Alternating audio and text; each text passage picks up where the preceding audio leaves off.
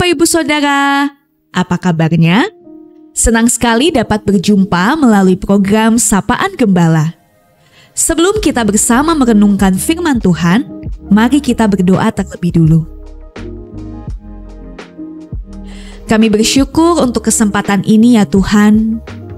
Kami kembali dapat merenungkan dan mendengar apa yang menjadi kebenaran-Mu.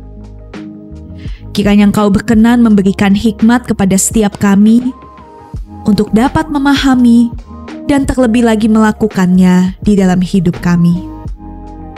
Terima kasih Tuhan, dalam Kristus Yesus kami berdoa. Amin.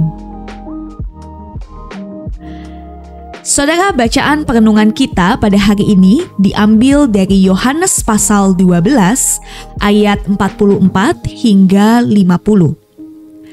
Saudara bisa membaca keseluruhan ayat ini di tempat masing-masing. Namun saya akan membaca Yohanes 12 ayat 45 yang tertulis demikian. Dan barang siapa melihat aku, ia melihat Dia yang telah mengutus aku. Saudara, perikop ini Yohanes 12 ayat 44 sampai 50. Ini merupakan bagian dari pengajaran Yesus yang terakhir sebelum Dia memasuki jalan penderitaan melalui karya penyaliban.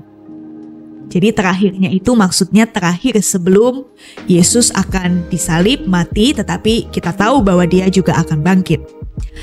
Nah, pengajaran ini bisa dikatakan sebagai rangkuman ajaran yang pernah disampaikan oleh Yesus. Jadi di sini Yesus menyampaikan hal-hal yang penting untuk dipahami oleh setiap orang pada kala itu. Nah, setidaknya ada 3 poin penting yang hendak disampaikan Yesus. Apa itu? Pertama, di ayat 44, Yesus mengajak setiap orang untuk percaya kepadanya. Ketika mereka percaya kepada Kristus, maka mereka percaya juga kepada Sang Bapa yang telah mengutusnya. Itu yang pertama. Lalu yang kedua, di ayat 45, Yesus menyampaikan bahwa setiap orang yang melihat Dia, itu berarti juga sedang melihat kepada Sang Bapa yang mengutusnya. Nah, jadi di dalam 2 poin ini, sebetulnya Yesus hendak menekankan kesatuannya dengan Sang Bapa yang mengutusnya. Sehingga orang-orang pada saat itu memahami bahwa Yesus itu bukan berasal dari dunia ini.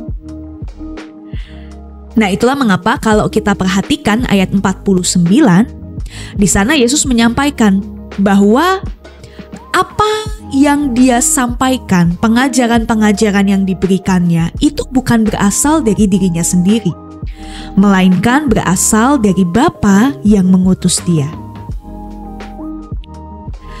Oke, kita lanjutkan. Yang ketiga, saudara, di ayat 46, Yesus menyampaikan apa sih maksud dan tujuannya Dia datang ke dunia ini.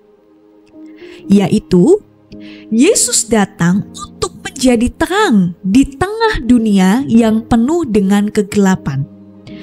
Nah, tentu saudara, kegelapan yang dimaksud di sini bukan gelap secara harafiah, tidak ada pencahayaan begitu ya.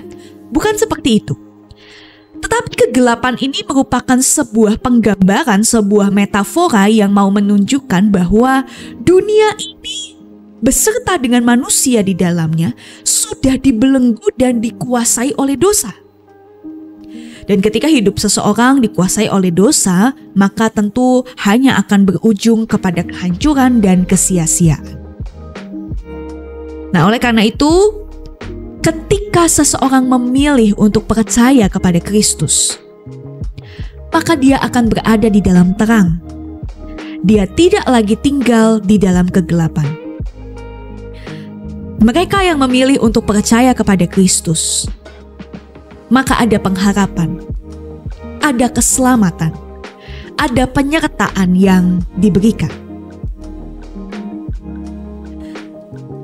Nah, saudara, saya percaya bahwa setiap kita Setiap kita tentunya telah memilih untuk percaya kepada Kristus.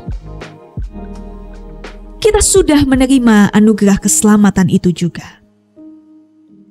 Dan kita pada saat ini tentu selalu ada di dalam penyertaan-Nya. Tetapi, apakah kita sudah merespon anugerah keselamatan itu dengan hidup di dalam pembaruan diri dan pertobatan? Atau justru kita masih nyaman untuk hidup di dalam kegelapan? Kita mungkin dengan mudah mengatakan, oh saya ini anak terang, saya ini pengikut Kristus. Tapi kenyataannya kita masih hidup dalam kegelapan. Kita hidup hanya mementingkan diri kita sendiri dan kita hidup mendukakan hati Tuhan. Saudara, pada minggu lalu kita telah bersama-sama merayakan Paskah. Kita merayakan karya kebangkitannya dari maut. Lantas, apakah perayaan Paskah hanya sekedar menjadi rutinitas belaka? Atau momen ini sudah menjadi titik awal bagi kita untuk hidup di dalam terang-Nya? Mari kita renungkan. Kiranya Tuhan memberkati kita. Mari bersama kita berdoa, Bapak Ibu. Ya Tuhan, kami telah memilih untuk mempercayakan hidup kami kepadamu. Kami juga sadar bahwa Engkau dan Bapa adalah satu. Kami sungguh bersyukur atas karya kasih-Mu yang menyelamatkan kami dari kegelapan dan membawa kami untuk hidup sebagai anak-anak terang. Maka biarlah kami berjalan dengan satu komitmen untuk terus dibarui oleh Engkau dan hidup di dalam kebenaran. Terima kasih Tuhan, dalam Kristus Yesus kami berdoa. Amin.